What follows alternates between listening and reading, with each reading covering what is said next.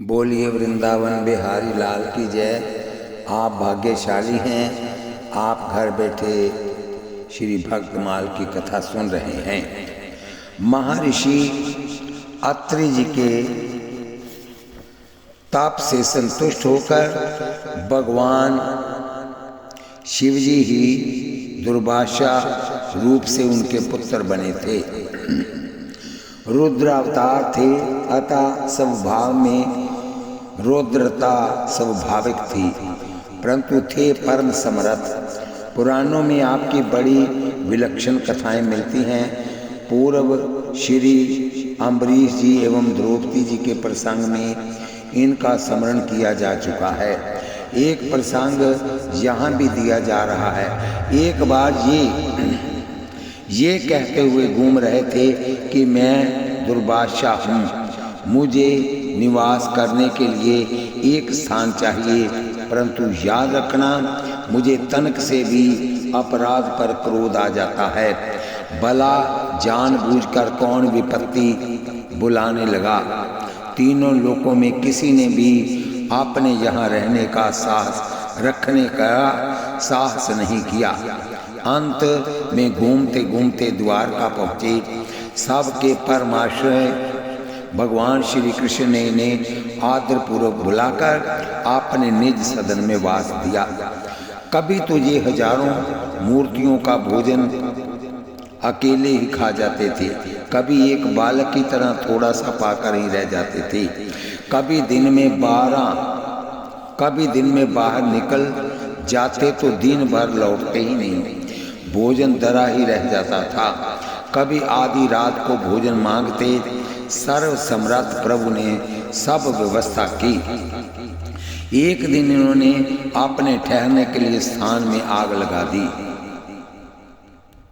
सब कुछ जलकर भस्म हो गया और अपने दौड़े दौड़े श्री कृष्ण के पास आकर बोले, मैं अभी अभी खीर खाना चाहता हूँ।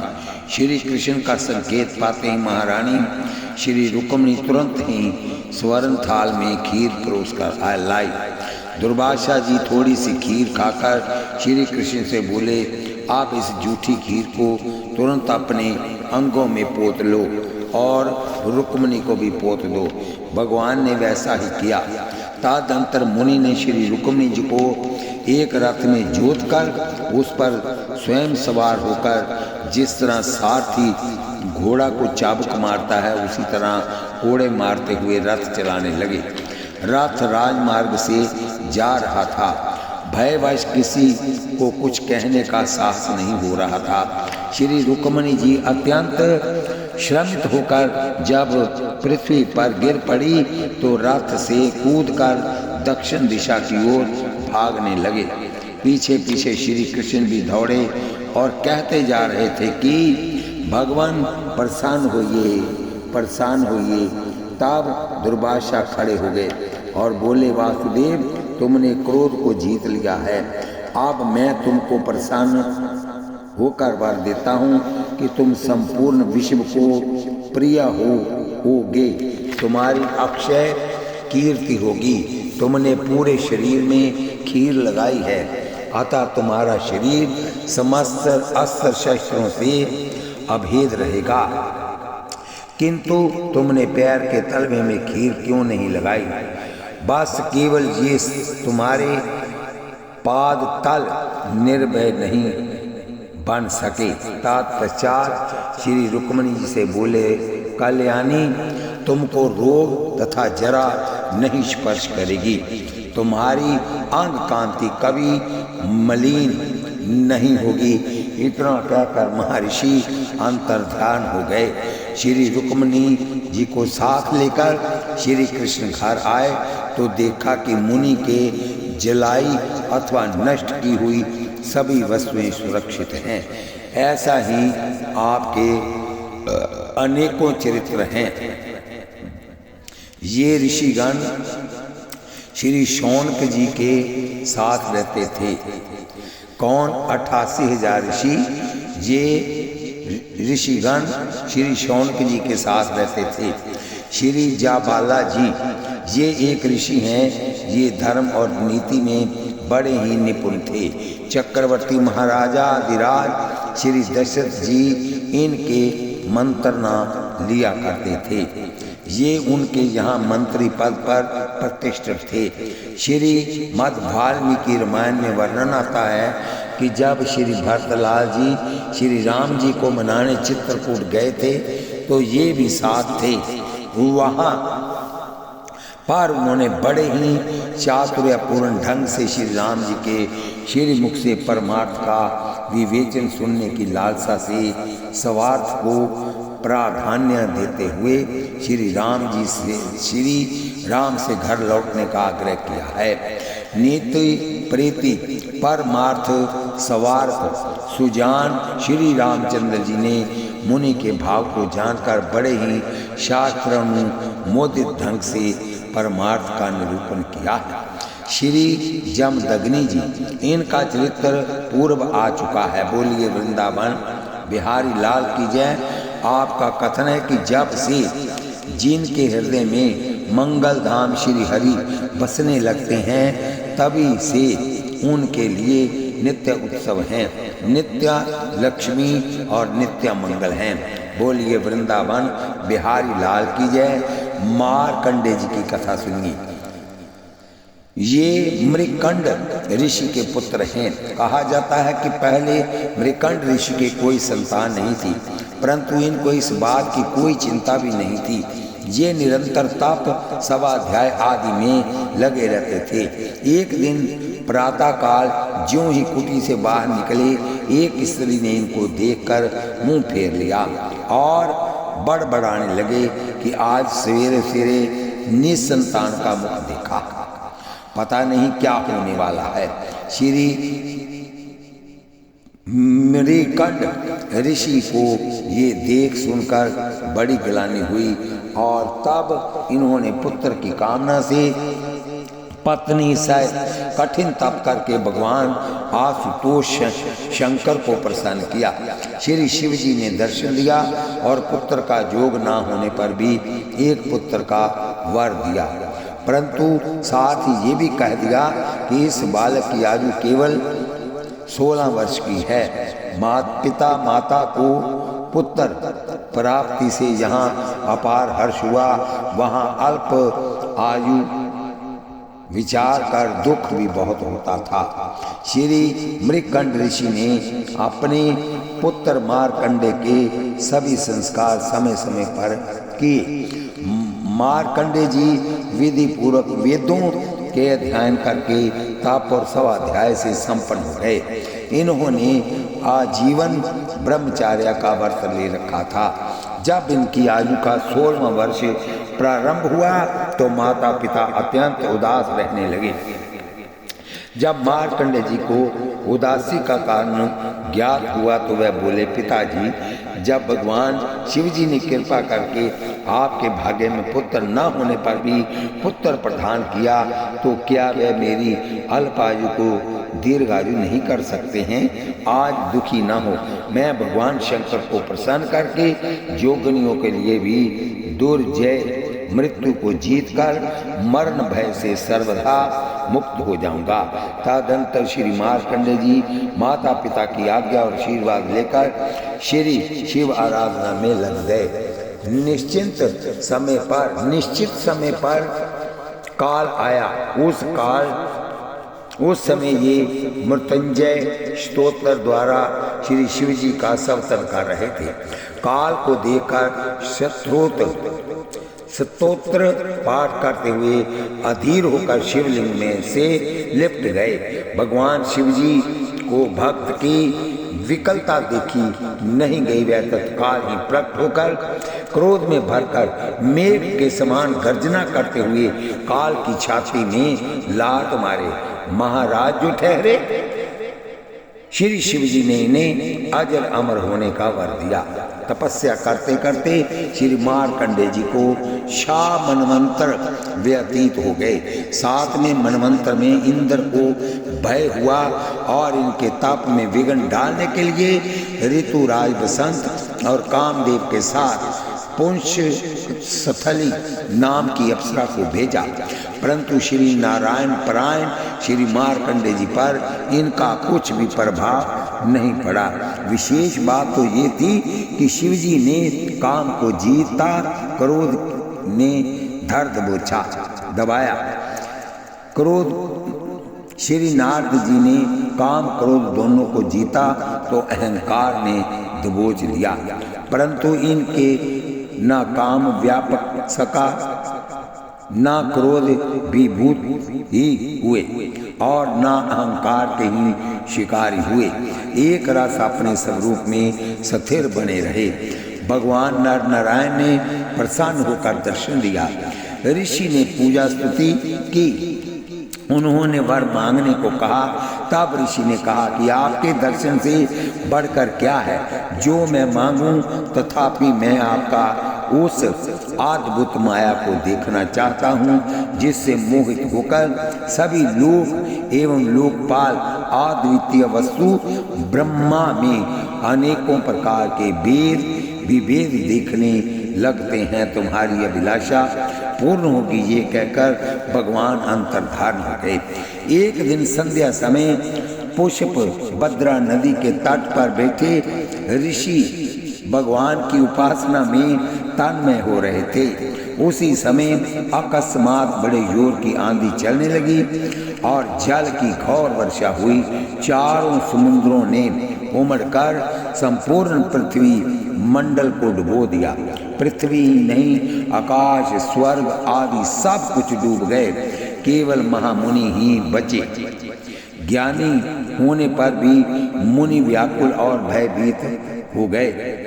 उस समय वह पागल और अंधे के समान जटा फैलाकर यहाँ से वहाँ और वहाँ से यहाँ भाग भाग कर प्राण बचाने की चेष्टा कर रहे थे। प्रचंड लहरों और वायु के थपेड़ों से व्याकुल कभी डूबते कभी ऊपर उतराते अमित काल तक गोते खाते रहे। एक समय उन्होंने एक छोटा सा टापू देखा जिस पर छोटा फूल फला नव पल्लव युक्त वट वृक्ष था। इसके ईशान कोण की शाखा पर पत्थर पुट पर एक परम मनोहर श्याम वर्ण बालक को देखा कि सुंदर अंगुली युक्त दोनों हाथों से अपने चरण कमला अंगुष्ठ को मुंह में डाले पी रहा है। मुनि को बड़ा ही आश्चर्य हुआ। उन्होंने उस बालक को प्रणाम किया। बालक को देखकर मुनि को परम आनंद प्राप्त हुआ। इनकी सारी थकावट और पीड़ा मिट गई। उनका हृदय कमल और नेत्र पर फुल्लित हो उठे। तुम कौन हो, ये पूछने के विचार से जब मुनि बालक के निकट गए तो निकट जाते ही वह उसकी श्वास के साथ उदर में चले गए। वहां उदर में मुनि ने ब्रह्मांड को पूर्ववत ज्यों का त्यों देखा। मोहित होकर कुछ निश्चय न कर सके कि वास्तव में ये क्या है। तब तक पुनः उस दिव्य शिशु के श्वास के द्वारा बाहर निकलकर फिर उसी प्रलय सागर में गिर पड़े और अब फिर इन्होंने वट के पत्र पुट में लेटे हुए मुस्कान और तिरछी चितवन से अपनी ओर देखते हुए बाल मुकंद को देखा। मुनि उस छवि को हृदय मंदिर में बसा करके उनका आलिंगन करने के लिए ज्यों ही आगे बढ़े त्यों ही भगवान अंतर्ध्यान हो गए। प्रबल दृश्य क्षण भर में गायब हो गया और मुनि ने देखा कि मैं तो पहले के समान ही अपने आश्रम में बैठा हूँ। भगवान की इस जग मन मोहनी माया से मुक्त होने के लिए मुनि ने मायापति भगवान की शरण ली। उनका चित्त दयामान भगवान में निश्चल हो गया। उसी समय भगवान शंकर भगवती पार्वती जी के साथ नंदी पर सवार होकर आकाश मार्ग से विचरण करते हुए उधर ही आ निकले। जब भगवती पार्वती जी ने मार्कंडे मुनि को ध्यान में मगन देखा तो उनका हृदय वात्सल्य स्नेह से उमड़ पड़ा और वह श्री शिव जी से बोली, भगवान आप कृपा करके इस ब्राह्मण को अभ्योपसित वर प्रदान करें। ऐसे महाभारत का दर्शन करने, ऐसे महाभागवत का दर्शन करने, वार्तालाप करने तथा मन वांछित प्रदान करने के लिए भगवान शिव उनके पास गए, परंतु उस मुनि की समस्त मनोवृत्तियां भगवत भाव में तन्मय थी, इसलिए वह ये भी नहीं जान सके कि मेरे सामने स्वयं भगवान गौरी शंकर पधारे हैं। तब श्री शिव जी अपनी जोग माया से मार्कंडेय मुनि के हृदय में प्रवेश करके दर्शन दिए। हृदय में अकस्मात भगवान नारायण की जगह श्री शिव जी की स्फूर्ति होने से मुनि का ध्यान छूट गया। आँख खोलकर देखे तो सामने श्री शिव पार्वती विराजमान है। मुनि ने चरणों में प्रणाम कर विधि पूर्वक पूजा स्तुति की। श्री शिव जी ने प्रसन्न होकर वर मांगने को कहा। तब मुनि ने ये वर मांगा कि भगवान, मैं उनके शरणागत भक्तों में और आप में मेरी अविचल भक्ति सदा सर्वदा बनी रहे। आशुतोष ऑर्डर दानी भगवान शिव मुनि को मन भावना वरदान देकर वहां से चले गए। भृगुवंश शिरोमणि मार्कंडेय जी अब भी भक्ति भाव भावित हृदय से भगवान का चिंतन करते हुए पृथ्वी पर विचरण किया करते हैं। बोलिए वृंदावन बिहारी लाल की जय। अब आप थोड़ी सी कथा कश्यप जी की सुने। ये ब्रह्मापुत्र महर्षि मारीच के पुत्र तथा दक्ष प्रजापति के जमाता हैं। इनके द्वारा सृष्टि का बहुत विस्तार हुआ है। देवता, दैत्य, दानव, मानव, पशु, पक्षी आदि सभी इनकी ही संतानें हैं। वामन अवतार में भगवान ने इन्हें पिता का गौरव प्रदान किया। एक कल्प में ये श्री दशरथ कौशल्या भी हुए थे। तब स्वयं भगवान श्री राम अपने अंशों सहित इनके पुत्र बने थे। बोलिए वृंदावन बिहारी लाल की जय। कश्यप आदिति महातपकीन तीन कह में पूर्व वर्दीना ते दशरथ कौशल्या रूपा कौशलपुरी प्रगट नर भूपा। तीन के ग्रह अवतरियों जाई रघुकुल तिलक सो चरियों भाई। एक समय की बात है, राजा अंग के साथ स्पर्धा हो जाने के कारण पृथ्वी की अधिष्ठात्री देवी अपने लोक धर्म धारण रूप शक्ति का परित्याग करके अदृश्य हो गई। उस समय विप्रवर कश्यप ने अपने तपोबल से पृथ्वी को थाम रखा था। इनका भगवान के श्री चरण कमलों में अविचल अनुराग है। यही कारण है कि सृष्टि रचना में संलग्न रहने पर भी इन्हें माया नहीं व्यापती। अब आप श्री पर्वत जी की कथा सुनेंगे। इनकी देव ऋषियों में गणना है। महाभारत में इनका और नारद जी का अनेक स्थलों पर साथ साथ वर्णन पाया जाता है।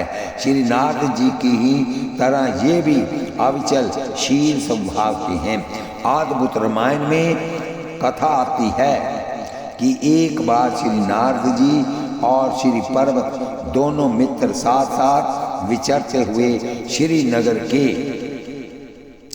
राजा अम्बरीश जी के यहाँ गए। राजा ने इनका बड़ा स्वागत सत्कार किया और अपनी लाडली बेटी जिसका नाम श्रीमती था उसको बुलाकर मुनि के चरणों में प्रणाम कराकर उनके भाग्य के संबंध में जिज्ञासा की। दोनों ही मुनि श्रीमती के सुंदर रूप एवं शुभ लक्षणों पर मोहित होकर उसको पृथक राजा से मांगने लगे। राजा का ये उत्तर मिलने पर कि कन्या जिसको जयमाला पहना दे वही ले जाए। दोनों पृथक भगवान के यहाँ गए और दोनों ने ही उनसे सब वृत्तांत कहकर अपना अपना मनोरथ प्रकट किया। नारद जी ने पर्वत ऋषि का मुख बंदर का सा और पर्वत ने नारद मुनि का मुख लंगूर का सा कर देने के लिए पृथक पृथक प्रार्थना की और साथ ही ये भी प्रार्थना की कि राजकुमारी को ही वह रूप दिख पड़े, दूसरे को नहीं।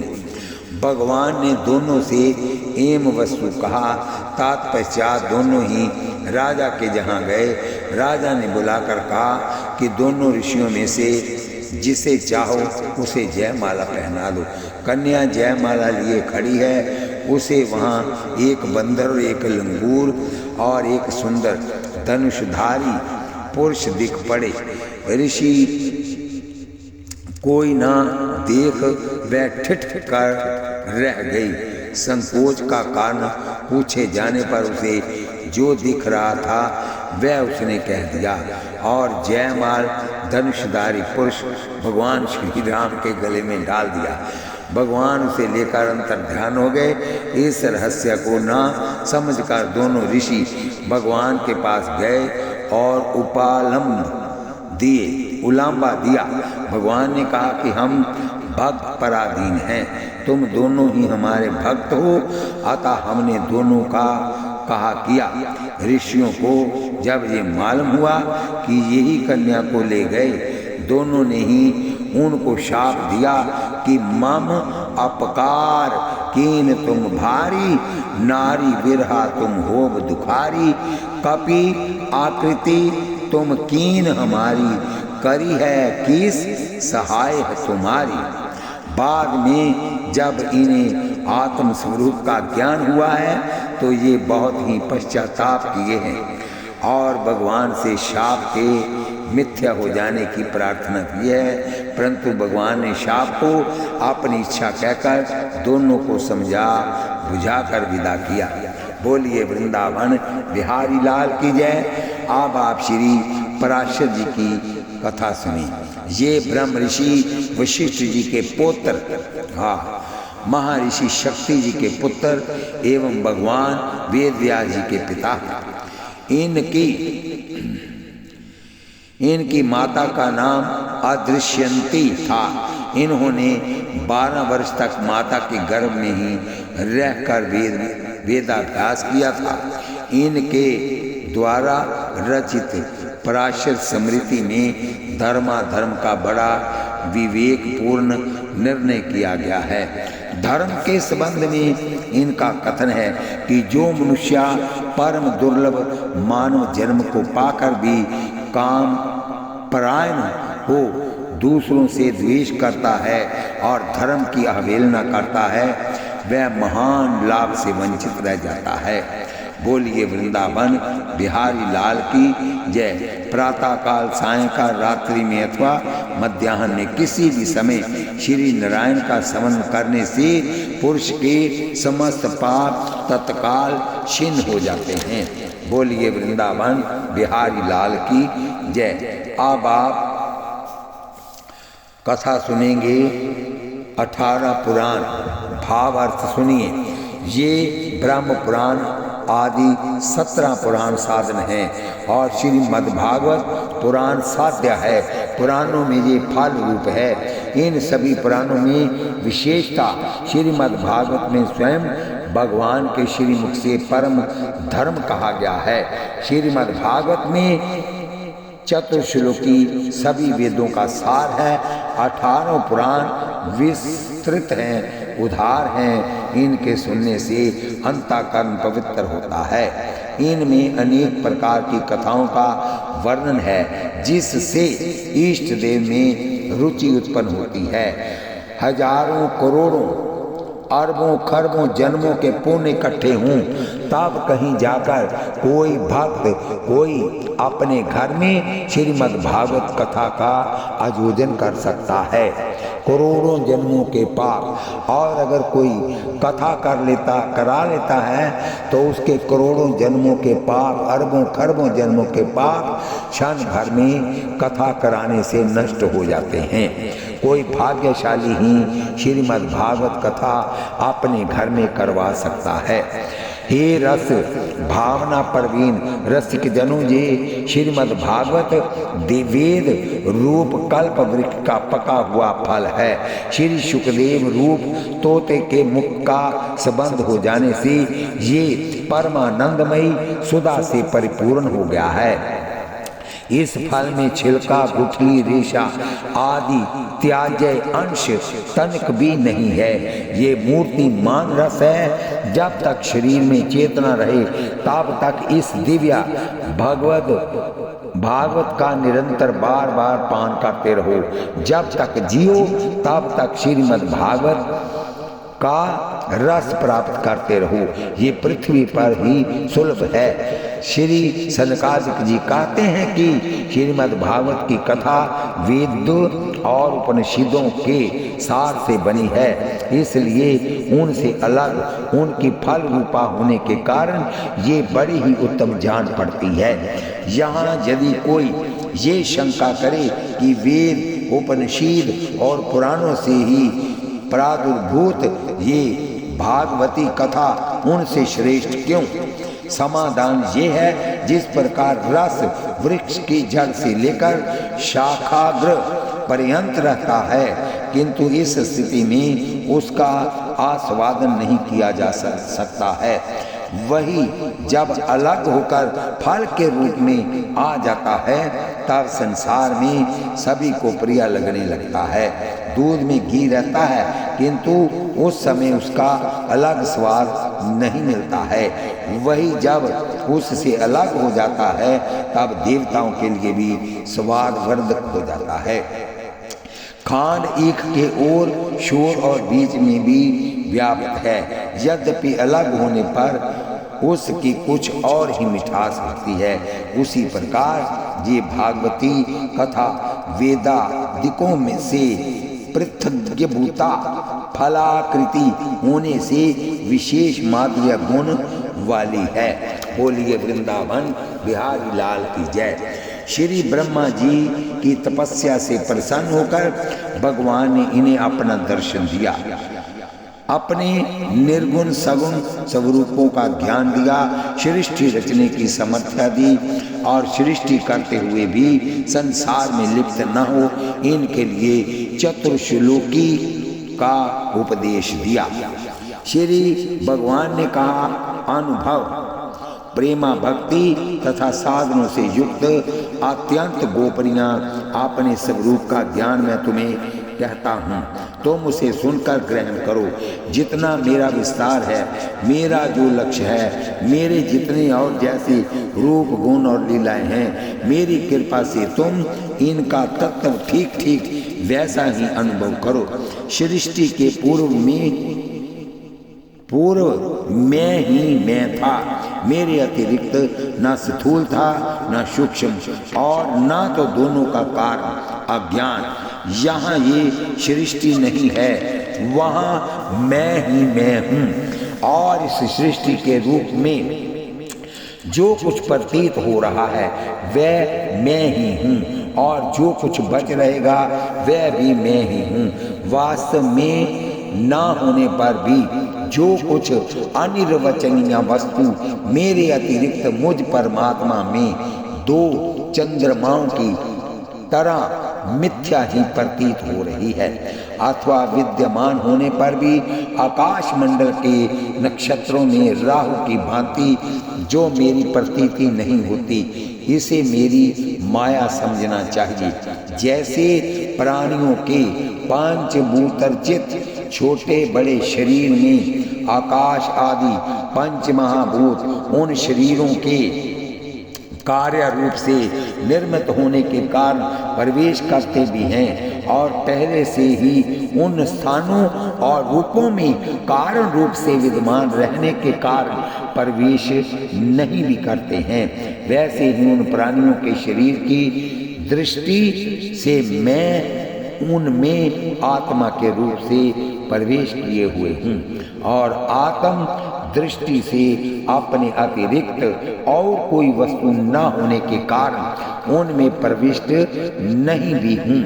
ये ब्रह्मा नहीं, इस प्रकार निषेध की पद्धति से और ये ब्रह्मा है इस अन्वय की पद्धति से यही सिद्ध होता है कि सर्वातीत एवं सर्वस्वरूप भगवान ही सर्वदा और सर्वत्र स्थित है। वही वास्तविक तत्व है। जो आत्मा अथवा परमात्मा का तत्व जानना चाहते हैं उन्हें केवल इतना ही जानने की आवश्यकता है। निगम सत्य देखिए। बोलिए वृंदावन बिहारी लाल की जय। 18 स्मृतियां, जिन 18 ऋषियों ने स्मृतियों की रचना की उनके चरण कमलों में मैं अपना मस्तक रखता हूँ। आशा तृष्णा के बंधन से छुड़ाने के लिए उदार बुद्धि वाले ऋषियों ने स्मृतियां बनाई हैं। ये इस श्लोक में उन्नति तथा परलोक में कल्याण का साधन है। बोलिए वृंदावन बिहारी लाल की जय। स्मृति सतु धर्म संहिता अर्थात वर्ण धर्म, आश्रम धर्म, राज धर्म, समाज धर्म, लोक धर्म, परलोक धर्म, विधि धर्म, निषेध धर्म तथा इनके साधन साध्या का जिनमें संगोपांग वर्णन किया गया है उसे स्मृति कहते हैं। स्मृतियां 18 हैं। बोलिए वृंदावन बिहारी लाल की जय। बोलिए जुगल सरकार की जय। तुलसी अद्भुत देवता आशा देवी नाम सैये जो। बोलिए वृंदावन बिहारी लाल की जय। बोलिए जुगल सरकार की जय। इस कथा को मैं यहीं पर विश्राम देता हूँ। कल श्री राम सचिव की कथा होगी। बोलिए वृंदावन बिहारी लाल की जय। आप कथा सुनते समय हाथ में माला लीजिए, जीवा से नाम जपिए, आंखों से भगवान के दर्शन कीजिए, कानों से कथा सुनिए। यहाँ पर हो गया एक पंथ 4 काज। कोई भाग्यशाली ही अपने घर में श्रीमद् भागवत की कथा करा सकता है। अगर किसी ने कथा करवानी हो तो मेरा नंबर भी इसी में आता है। आप कथा के लिए भी कह सकते हैं और शेष मेरा इसमें सब प्रोग्राम है जो मैं करता हूँ। बोलिए वृंदावन बिहारी लाल की जय। कथा सुनते वक्त आपको कोई ज़्यादा समय नहीं लगेगा। एक क्षण की बात है कि आप इसको सब्सक्राइब लाइक शेयर कीजिए। आपका बहुत बहुत धन्यवाद। बोलिए वृंदावन बिहारी लाल की जय। बोलिए जुगल सरकार की जय। श्री कृष्ण गोविंद हरे मुरारे हे नाथ नारायण वासुदेव।